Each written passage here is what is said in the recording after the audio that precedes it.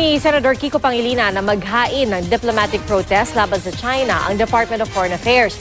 Kaugnayan ang banta umano ng China na gegerahin ng Pilipinas kung igigiit ang oil exploration sa pinag-aagawang teritoryo sa West Philippine Sea.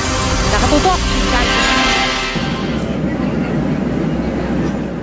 kung totoong binantaan ng China ang Pilipinas na magkakagyera sakaling i-explore ng ating gobyerno ang mga pinag-aagawang teritoryo sa South China Sea na tinukoy na ng Arbitral Tribunal bilang pag-aari ng ating bansa, dapat daw maghain ng diplomatic protest si Foreign Affairs Secretary Alan Peter Cayetano, sabi ni Liberal Party President Senador Kiko Pangilinan.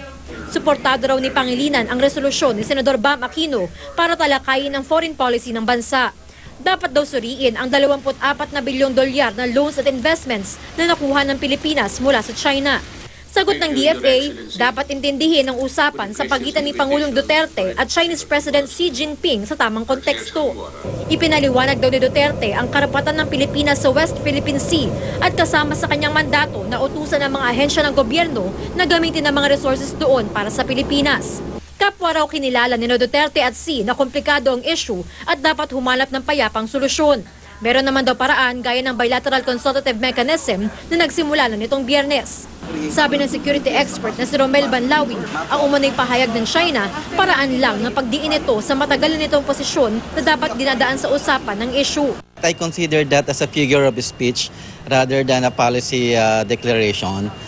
For them, the proper way to resolve the South China Sea problem is bilateral negotiation.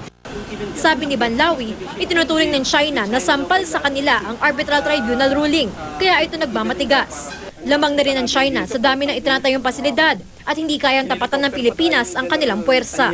Unless the United States is willing to go to war with us against China, then we have no other recourse but to really accept our rightful place, and that is we are not ready to really match the strength of China.